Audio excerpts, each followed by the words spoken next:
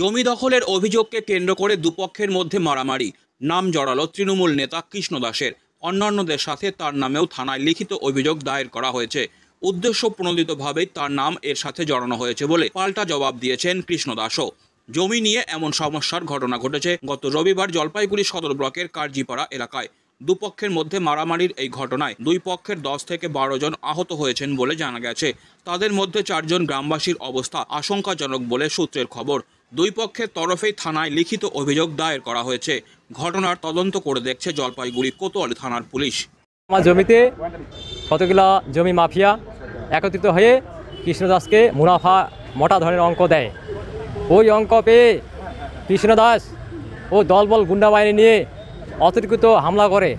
আমার জমিতে যখন জেসিপি দুইটা পৌঁছায়, বাড়ির সামনে আমার জমি দেখতে পাই জেসিপি আমার জমিতে চাষ করতে সমান করতেছে, তখন আমরা যাই।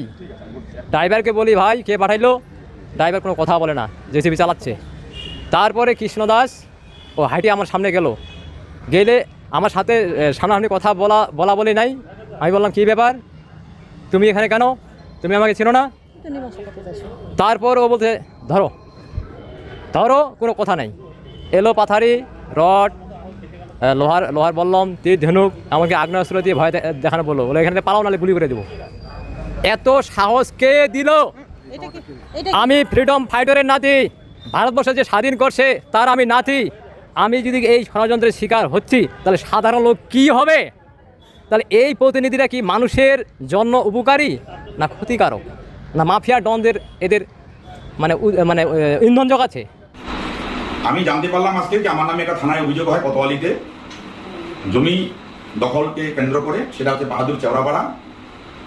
সেখানে অভিযুক্তর মধ্যে দেখি যে গতকাল একটা ঘটনায় আমি বলপূর্বকভাবে জমি দখল করতে যাই। 1 নম্বরে আমাকে রাখে, তারপরে আরও 5খানা নাম দেয়। তো সেই ঘটনায় আমার কাছে এই অসেন এবং কসেন হচ্ছে বড় ভাই, অসেন হচ্ছে ছোট ভাই, গত 10 দিন আগে আমার কাছে আসে। আমি ওদের আশাতে ওখানকার যার কাছে জমিটা আছেন সঞ্জয় আগরওয়াল শিলিগুড়ি, তাকেও ডাকি, উনিও আসেন। উভয়ের কাগজপত্র দেখি এবং সেই কাগজপত্র দেখে আমার যতটুকু মনে হয়েছে প্রসেনবাবুর জমির কাগজের মধ্যে অসঙ্গতি ছিল। 2টা শিট 2টা দাগের মধ্যে জমির পরিমাণ ছিল না। তাও আমি বলি যে আমি ফিল্ডে যাব, আমি দেখব বিষয়টা। সেই মোতাবেক আমি গতকাল চৌরাপাড়া বাহাদুরে আমি যাই বিষয়টাকে দেখতে। কিন্তু সেখানে যাওয়ার পর দেখলাম যে আলোচনা শুরুর আগেই তর্ক বিতর্কের মধ্যে জড়া যায় উভয় পক্ষ এবং একটা মাইপিল লাগে যায়। আমি খুব চেষ্টা করে সেখান থেকে উভয়কে ছাড়াই, উভয়ের মধ্যেই আহত হয়।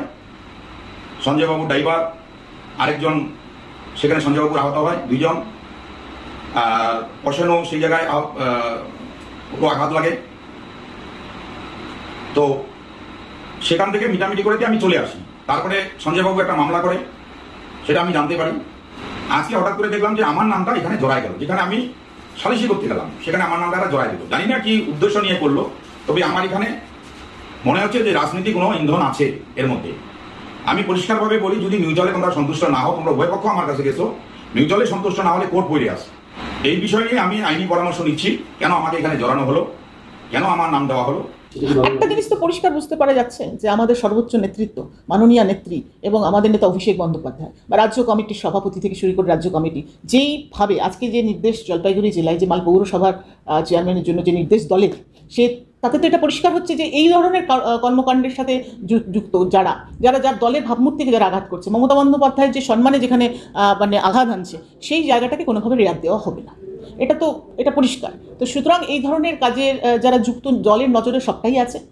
যদি সেই ধরনের বিষয় আসে, নিশ্চয়ই আমাকে আমার যেহেতু আমার জেলা সংগঠনের দায়িত্ব, আমিও রাজ্য নেতৃত্বকে সেই বিষয় নিয়ে জানাবো এবং সেই ওনাদের যে সিদ্ধান্ত অনুযায়ী সেই কাজগুলো হবে।